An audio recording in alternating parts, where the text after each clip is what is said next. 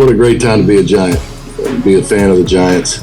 Like, we have something going here. We're building something special, and you can see it from the outside and inside. It's even more beautiful. Reflecting on everything that got me here, just to see that uniform, and I watched. That's the team I watched the most growing up because my dad was a Giants fan. So once a Giant, always a Giant. For me, it's only a Giant. Welcome, everybody, to a special game day edition of All In with Art Stapleton, a New York Giants podcast brought to you by NorthJersey.com and The Record. I am your host, Art Stapleton, and yes, it is game day. The 1-3 Giants are down here, not quite on South Beach, but Miami Gardens, Florida, Hard Rock Stadium, against the 3-1 Miami Dolphins, and they are double-digit underdogs for the second time this year.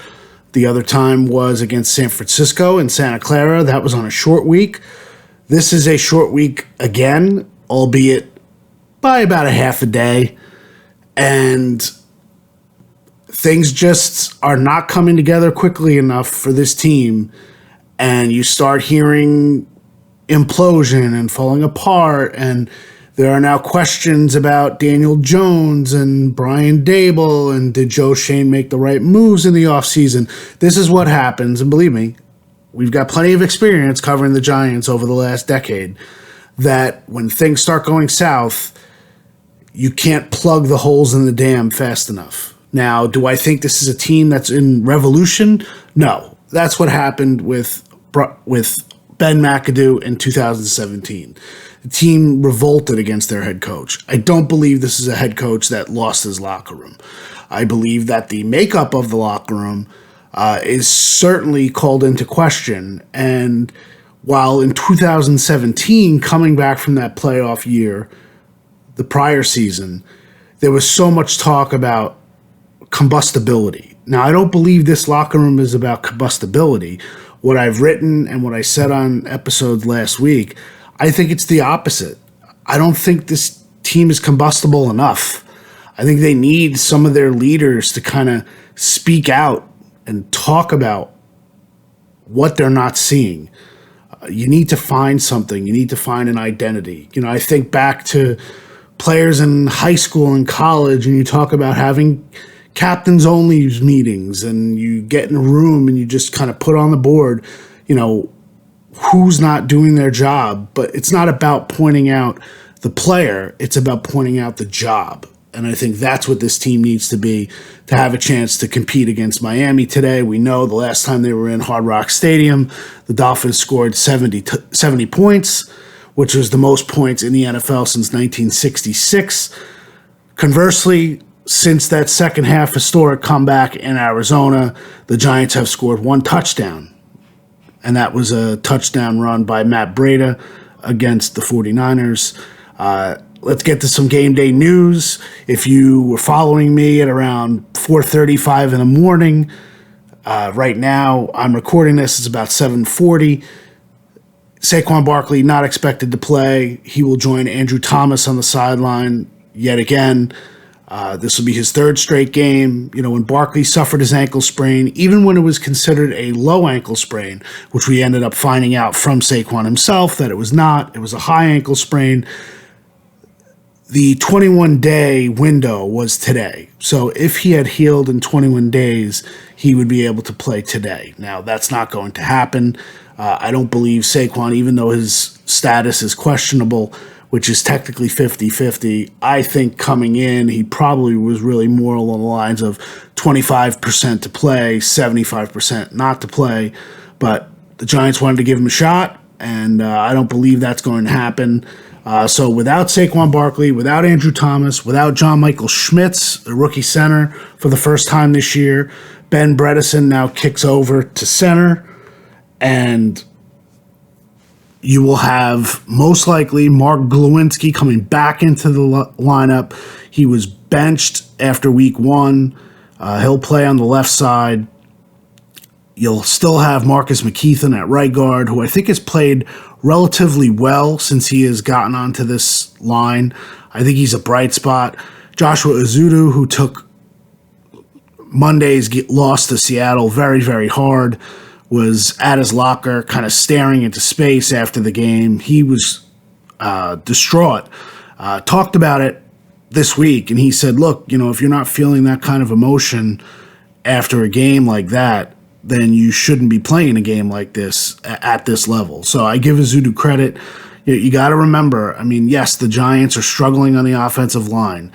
Offensive line rankings don't mean anything, but the reality is that they're viewed as one of the worst line units in the league, and the production doesn't say otherwise. They gave up 11 sacks last week, 10 of Daniel Jones, and 1 of Paris Campbell on a gadget play. And then obviously Evan Neal, there will be a lot talked about him today. I'm sure it will be discussed on the broadcast with his comments and then his apology regarding the fans, venting about the fans, venting his frustration. He has not played well this season and really needs to find it. So can it happen in the NFL? Well, it starts off with the player who's under the most pressure, and that's Daniel Jones. You have Tua on the other side. You have the weapons that Tua has, the kind of offense that they run. Tyreek Hill, Jalen Waddle. You have Raheem Mostert and Devon Achane. Those guys, Achane's the fabulous rookie running back. Anyone who plays fantasy football knows what he's done the last couple weeks. He's come on strong. Started with that 70-point game, and then really is a weapon, both running the ball and catching it out of the backfield. The speed of the Dolphins, a lot will be talked about that. But the Dolphins play out of big personnel and then use their speed to beat you. So you almost have to match up defensively. You have to pick your poison. You have to decide, how do you match up against their size, because they're going to run the ball, and then you have to match up against their speed that way. So this is really textbook. Mike McDaniel has done a good job with the Dolphins. Yes, they met their match last week in Buffalo, and lo and behold, the Giants go to Buffalo next week for another primetime game against the Bills. But first things first, it does come down to Daniel Jones, because now you've got a portion of the fan base who's going to spend their Saturdays looking at Caleb Williams of USC and Drake May of North Carolina and trying to see, if the Giants suck bad enough, can we get one of these fabulous quarterbacks in the draft? And that's where it is right now with the Giants. And I did not think it would get to this point. I expected a little bit of regression, but I thought this team would compete. I thought, like last year, they'd win a couple games that maybe you didn't think they would win, and they'd be sitting here probably with one more win. I thought they probably would be sitting here at 2-2. That was the best chance. But now in hindsight, that Seattle game, losing the Seattle game, the way they lost the Seattle game, you look at the score, and obviously the offensive line and the offense in general self-destructed in the second half. They were right there in the third quarter. Look, there have been situations this season where they've been here. I think it's just one of those things where the Giants have to find something, and that starts with the top. If you're Brian Dable and you're Mike Kafka on offense, we know about Wink Martindale. We know they have to figure out defensively how to stick with the Dolphins. But offensively, this comes down to the offense. Protect this offensive line, but you know what? If you're going to lose 24-3, if you're going to lose 31-3, you better do so trying to take some shots. Be a little creative. Be aggressive. Now, the status of Daniel Bellinger, I believe, is imperative. Now, the Giants did not call up anybody from the practice squad, any of their young tight ends, Tyree Jackson or Ryan Jones. So even though Bellinger's listed as questionable, I think they believe he will play. And what that did on Monday night when Bellinger went out on the brotherly shove or the tush push or whatever you want to call it, when they lost John Michael Schmitz and Daniel Bellinger to a knee, JMS to a shoulder, when they lost those two guys, it crippled the offense, because now Darren Waller, in packages where he would normally line up at wide receiver, they only had Lawrence Cager and Darren Waller. So if they were playing two tight ends, Waller had to slide into Bellinger's role, and they had to put another wide receiver into what would be Waller's role. That's why Waller's touches were as low as they were. Still, Waller needs to be a focal point of this offense, and they need to figure it out. And that does come down to Daniel Jones. Sooner or later, the excuses will catch up to you. And Jones isn't making any excuses. You don't hear Brian Dable making any excuses publicly. But there's nothing wrong with playing well today. If you lose the game, you lose the game. But play well. You can't fool people into thinking that you're playing well. You've got to compete. You've got to play well. You've got to put some points on the board. Give this team a feeling that even if you're sitting there after Buffalo at 1-5, that maybe when the schedule changes, you get Andrew Thomas back, you get Saquon Barkley back, maybe this team could compete. And, is the goal getting on a run like Detroit did last year? You find yourself, you start beating teams, and then midway through the season, you're looking at it going, boy, we're really building out of that terrible start. That's what this team needs right now. So that's my look at the game today. Obviously, we'll be at Hard Rock Stadium all day, so make sure you check out all of our coverage on NorthJersey.com. Before we go, though, I have some sound today. We mentioned Andrew Thomas. I think you'll enjoy and appreciate what Andrew Thomas had to say in the locker room on Friday. And I'll come back after you listen to Andrew Thomas, and then I'll kind of wrap it up and get you ready for the game. So without further ado, here is Andrew Thomas. This week, during the game, I just try to be not another coach, but just another set of eyes for the guys to see if I feel like I can help with technique or looking at safety rotation, like watch this pressure, watch the way they're going to attack your hands and stuff like that. Just trying to be a reminder. I don't want to be out there and just be yelling and screaming and making it harder for those guys. I know what it's like being in that position. It's already a lot to think about. So any little thing I can do, just trying to encourage. Andrew, this is the ultimate hindsight question, but do you wish you came out of the Cowboys game? Like, did things get worse by playing on it for 3 quarters after you initially got hurt? Honestly, I don't know. The adrenaline of the game, I'm just going. Like, obviously, it was sore when I heard it, but at that point, we were down by. When I first heard it, we weren't down by. It was only 7-0. Touchdown, exactly. So in my mind, I'm gonna compete, and even when we were down, my mindset is to if I can go out there, I'm gonna try to until they pull me out. That's just the mentality I have. You mentioned the thoughts crept into your head about, man, I wish, obviously you always want to give your all, but I wish I had gone full throttle to chase down the field condition. No, I never have any regrets about effort. I pride myself on being somebody that plays hard. Like, even in the past, like if you see if we have a turnover, interceptions, fumbles, like you go back to college, I always chase down and run hard. That's just the brand of football I want to play. So obviously, I regret being hurt for sure, but not the effort. Andrew, you cautioned last week when we talked to you on the Tuesday. Mm-hmm. You cautioned and said, you know what, I got to see how I feel when I get up against contact. Mm-hmm. Did you know right away that you weren't ready last week, or was it something that happened that may have triggered it? When I went to practice, my mindset was like, I don't know because I haven't been out there. But when I got there and was moving around, I felt it wasn't ready yet. And they could see it as well, so that's why they took me out. Was it early in practice? Like it was a fast decision, basically? What's the last week been like to process that mentally and, trying to go and can't? It's frustrating, but like I said, just trying to keep a positive mindset, keep doing what I can, all the rehab, rest, any recovery stuff I can do, I'm trying to do all that. Has anything changed with your recovery routine in the past week since you gave it a go? Have you done anything different? Just a lot more rehab that I've been doing. Sometimes you don't want to overwork it, especially with soft tissue and fluid building up and stuff like that. And anything they ask me to do and anything extra I find, I'm trying to do that. They haven't put you on IR, which means you'd be out, I think, 3 or 4 games. So do you have a feel for when you might be back? Like, do you have a timetable in mind? Because obviously, if they don't do that, they don't think it's a long term. I really don't know. They tell me day to day, and that's the approach I'm taking. The soft tissue can make it feel great, or it can not. So I'm just trying to do everything I can, and if I'm able to play on the play. Do you the left? So this may be a dumb question, but is the way you line up? Is it worse to have it on your left or your right? Well, I would say like in the run game, it probably doesn't make a difference with side, but in pass protection, my left leg is my anchor leg, so I'm just trying to anchor, power rushes and stuff like that. Same thing when I have the ankle on the left side, like that can affect as well. I see. Did you share any advice with Evan about going through like a tough week as a young player? Yeah, for sure. Like I told him, like I've obviously been in his situation, playing tackle, having a lot of expectations and not performing the way you want to.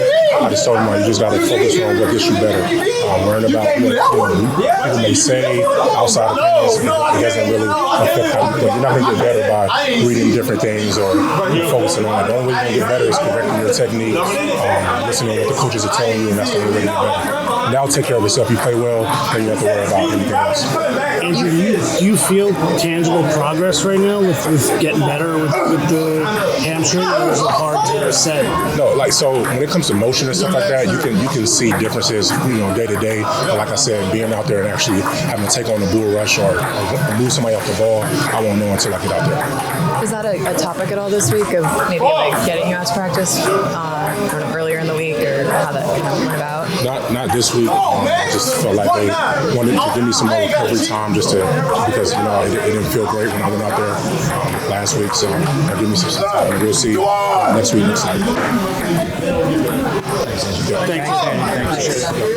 So that was Andrew Thomas. I think he shed some light on it, and I went back to him and talked about the idea of when he talked to us that Tuesday when they got back from the trip from San Francisco and had their couple days off. He said on Tuesday, he cautioned. He said, when we hit the practice field on Thursday, I've got to see how this will respond, pushing up against guys, making the movement that I need to make. And the injury is to his left hamstring. That is his plant leg. He said it doesn't necessarily affect him as much in the run game, but pass protection, it really bothers him and limits what he can do. And you heard what he said about, regrets. Should he have regretted going back into that game in week 1? Well, we didn't know the game was going to end up 40-0. When Thomas got hurt, they were down 7-0 after the blocked field goal. So he's going to gut it out. They think they still have a chance. Should they have pulled him earlier in the second half? Yes, there's no doubt about that. But would that have made a decision now easier to get him out there on the field? We'll never know. And the idea that he should have been on IR, if you don't need the spot on the 53, you don't want to put guys on IR. There's no reason to put guys on IR. Because if you have the practice squad elevations to bring up, you're going to bring them up like they do for today.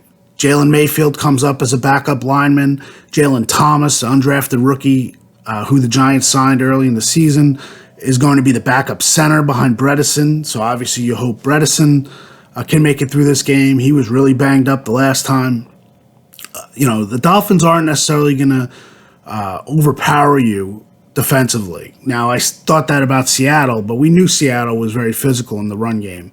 We'll just have to see how the Giants perform today on the offensive line. And anything less than 11 sacks, I guess, is a step forward. So we'll just have to wait and see. This idea of moving Evan Neal from right tackle now, I think it's foolish. It's not going to come internally. You have to give the guy a chance to find his way at right tackle. That's an off-season thing. If you want to make a decision that, we don't think Neal can play tackle anymore, which obviously there are a lot of observers watching this league saying, well, he's too slow, let's put him at guard. You got to wait and see. You got to play it out. This is one of the tough things when you have a young offensive line and you put the investment into your offensive line. If you want to put them together and you want to see them grow together, they're going to take their lumps. And it's a hard pill to swallow, but you have to see how some of these guys can compete. Do they find it? Do they get better? If you have questions about the coaching that they're receiving, you're going to wait till the offseason to make those decisions. And that's a Brian Dable, Joe Shane decision to decide which direction this team is going to go. Still a long way, a lot of games to still play. And I think you got to basically play it out. It's hard to see, Giants fans. I understand it. It's hard to see. Believe me, it's hard to cover. But maybe one of these weeks they'll go out and surprise you and score a touchdown or two. and you'll start feeling better about the direction again of this team and this organization, because right now it's very easy to pile on. So I'll head to Howard Rock Stadium. I'll have our post-game podcast tonight. Make sure you're listening. The numbers keep going up, so the idea that the team is losing seems to bring a little bit more interest. We know you're all in. We're still all in here too. Try to enjoy the game today, and we'll catch you tonight after the result, and then set you up for Buffalo later this week.